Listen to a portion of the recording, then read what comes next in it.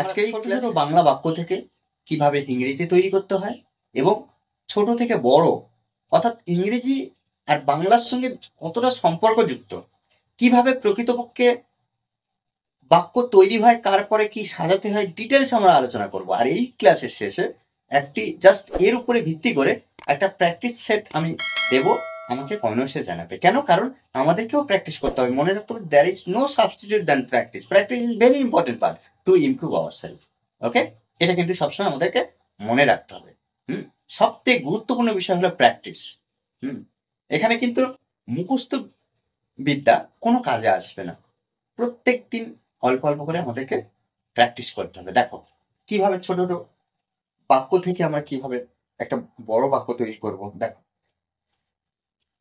সাধারণভাবে যদি দিয়ে আমরা, দেখো যদি সাধারণভাবে আমরা ইফ লিখব। আমি যদি, আমি যদি, দেখো প্রত্যেকবার আমরা ইফ প্রথমে দেবো, ইফ আই। ওকে, আর একটা বাক্য দেখো ধাপে ধাপে যত বড় হোক না কেন, সবসময় এটা মনে রাখতে হবে যে বাংলা বাক্য থেকে ইংরেজি করলে সাবজেক্ট আর ভার্ব সব সময় আগে চলে আসবে। দেখো এক্ষেত্রে কি, দেখো আমি দেখি, দেখো আমি দেখি বাংলা বাক্য তৈরি হচ্ছে কি, আর 99% বাংলা বাক্যের শেষে কি হয়, 99% বাংলা বাক্যের শেষে ক্রিয়া থাকে। দেখো এখানে কি কোনো অবজেক্ট বা কমপ্লিমেন্ট অফ দ্য সেন্টেন্স বা আদার্স ওয়ার্ড নেই, সেক্ষেত্রে একটা সাবজেক্ট তারপরে ভার্ব। সাবজেক্ট আর ভার্ব, এটা সাবজেক্ট তারপর ভার্ব। দেখো আমি দেখি, সাবজেক্ট ভার্ব। আমি দেখি, সাবজেক্ট, আমি দেখি, সাবজেক্ট ভার্ব। দেখো আমি শিখবো, সাবজেক্ট ভার্ব। আমি অনেক কিছু শিখবো, তাহলে এখানে সাবজেক্ট আর এখানে ভার্ব। মাঝখানে যত ঝামেলা, মাঝখানে যত ঝামেলা, দেখো সহজভাবে করবো। আমি পুরো ক্লাসটি দেখি, তাহলে আমরা সহজভাবে কি করব, সাবজেক্ট বসিয়ে দিলাম, তারপর দেখো দেখি, ওয়াচ, আই ওয়াচ, আমি দেখি। এরপর দেখো কি দেখি, পুরো ক্লাসটি। দেখো ভার্বের আগের অংশটা আমরা বসিয়ে দেবো। I watch the whole class. দেখো যদি এখানে ব্যবহার করা থাকতো যে, দেখো এই যে পুরো ক্লাসটি যত কিন্তু বাড়াবো তত কিন্তু ভার্বের আগে চলে আসবে। দেখো আমি দেখি পুরো ক্লাসটি প্রতিদিন, প্রতিদিন, এভরিডে অথবা ডেইলি ব্যবহার করতে পারি। তাহলে আমি প্রতিদিন, আমি প্রতিদিন পুরো ক্লাসটি দেখি। দেখো বাংলাটা কিন্তু, ইংরেজিটা কি হচ্ছে, আমি দেখি পুরো ক্লাসটি প্রতিদিন। খুব ভালোভাবে, দেখো যত বাড়াচ্ছি তত ভার্বের আগে চলে আসছে। যত একটা বাক্য তৈরি হচ্ছে তত কি হচ্ছে, ভার্বের আগে চলে যাচ্ছে। অর্থাৎ বাংলা বাক্য কি হয়, বাংলা বাক্যটা এখানে দেখো এই গ্রাফটা আমরা একটু দেখব। বাংলা বাক্য কি হচ্ছে, দেখি পুরো ক্লাসটি প্রতিদিন খুব ভালোভাবে আনন্দ করে। কোন দিক থেকে কোন দিকে আসছে বাংলা বাক্য, দেখো ডান দিক থেকে বাঁ দিকে আসছে অর্থটা, সুন্দর পাবে। কিন্তু ইংরেজি বাক্য কি হচ্ছে, ইংরেজি বাক্য কি হচ্ছে, সাবজেক্টের পরে ভাগ এদিক থেকে নিয়ে ওদিকে বসানো হচ্ছে।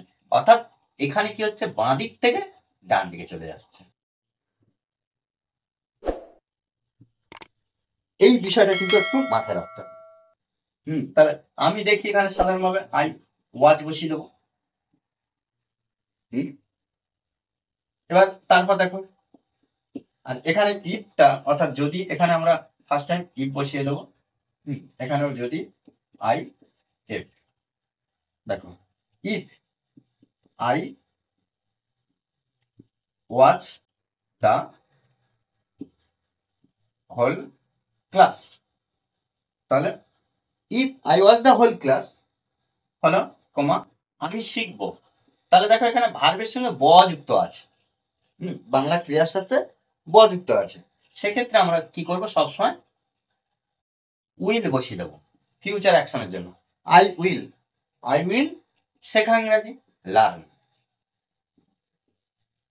ওকে, তারপর দেখো যদি আমি পুরো ক্লাসটি দেখি একই বিষয়, দেখো উপরেরটার মতন আমরা একইভাবে করব। If I watch the whole class, ঠিক আছে। এর কি আমি অনেক কিছু শিখবো, একইভাবে আমি শিখবো, আমরা লিখে দেবো প্রথমে I will learn, I will learn আমি শিখবো। এই যে অনেক কিছু, আ লট, এখানে দেখো আ লট শুধু ব্যবহার করতে পারি, অথবা আ লট অফ থিংস, অনেক কিছু, আ লট অফ থিংস এটাও ব্যবহার করতে পারি, ঠিক আছে।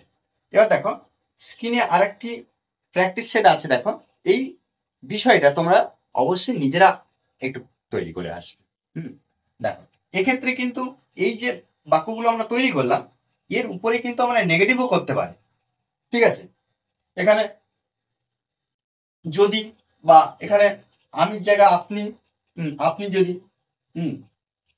যদি আপনি দেখেন, যদি আপনি পুরো ক্লাসটি দেখেন, বা যদি আপনি পুরো ক্লাসটি না দেখেন, এই যে না দেখেন, দেখো এখানে নেগেটিভ বিষয়টা একটু আলোচনা করে দিই।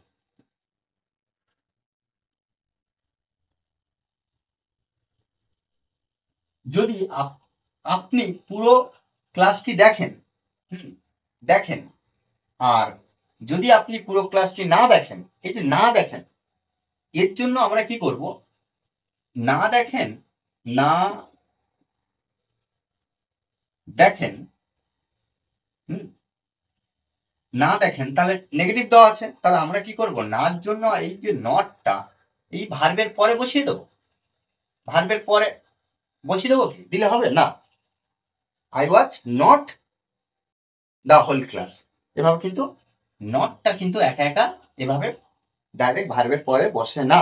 মনে রাখতে হবে এই যে নটটা বসাতে গেলে কোনো না কোনো হেল্পিং ভার্বকে নিয়ে বসবে, অর্থাৎ হেল্পিং ভার্বের পরে, সে আমি যার was are have has had shall will should would can could may might must ought এগুলোর পরে, অথবা এগুলো যদি একটাও না থাকে তখন আমরা কি করব, এই যে ডু ডাচ, এটা V1 এর ক্ষেত্রে, অর্থাৎ প্রেজেন্ট টেন্সের ক্ষেত্রে কি হয়, প্রেজেন্ট ইনডিফিনিট টেন্সের ক্ষেত্রে ডু ডাচ বসবে, অথবা পাস্ট টেন্সের ক্ষেত্রে কি হয়, V2 এর ক্ষেত্রে আমরা ডিড বসাবো, ঠিক আছে। তাহলে কি আই ওয়াচ এখানে লিখবো সাবজেক্ট অনুযায়ী, I don't watch, I don't, আচ্ছা এখানে আপনি বলেছিলাম, এখানে আপনি, তাহলে এখানে আয়ের জায়গায় ইউ বসাবো, you don't watch the whole class, আপনি পুরো ক্লাসটি দেখেন। তাহলে এখানে দেখো ইউ ডোন্ট ওয়াচ, এখানে ডোন্টটা কি করে এলো, দেখো একটু আগে কি বলে গেলাম, যে কোনো বাক্য নেগেটিভ করতে গেলে কোনো না কোনো হেল্পিং ভার্ব আসে, আর এখানে দেখো অলরেডি কোনো হেল্পিং ভার্ব কি আছে, নেই। দেখো এই ভার্বের উপরে নির্ভর করে আমরা ডু ডাজ ডিড আনবো, দেখো এটা V1, আর V1 থাকলে ডু আর ডাজের মধ্যে যে কোনো একটা আনবো, ডু আর ডাজের মধ্যে যে কোনো একটা আনবো, তাহলে এখানে দেখো আমরা ডু আর ডাজের মধ্যে যে কোনো একটা এনেছি। আর ইয়েস, অর্থাৎ এখানে যদি হি বা কোনো থার্ড পারসন সিঙ্গুলার নাম্বার হতো তাহলে এখানে কি হতো, ওয়াচেস হয়ে যেত, এস বাই এস যুক্ত হতো, তখন আমরা এখানে কি করতাম, হি যদি বসাতাম বা কোনো ব্যক্তির নাম থার্ড পারসন সিঙ্গুলার নাম্বার যদি হতো তাহলে he doesn't does not watch, he তখন হয়ে যেত কি DOES, ডাজন্ট বা does not watch the whole class. আর যদি এখানে পাস্ট টেন্সে ইডি যুক্ত ওয়াচড ইডি যুক্ত হতো, ইডি যুক্ত যদি হতো, তাহলে আমরা লিখতাম কি হি ডিড, অর্থাৎ ডিড নট ওয়াচ। এই জিনিসটা কিন্তু আমাদের একটু খেয়াল রাখতে হবে, এভাবে কিন্তু আমাদের প্র্যাকটিস করতে হবে। ওকে, আর এই ক্লাসটি যদি ভালো লাগে অবশ্যই লাইক, কমেন্ট, শেয়ার, আর যারা এখনো পর্যন্ত এই চ্যানেলটি সাবস্ক্রাইব করেননি তারা অবশ্যই চ্যানেলটি সাবস্ক্রাইব করে পাশে থাকবেন। Okay, thanks for watching this video.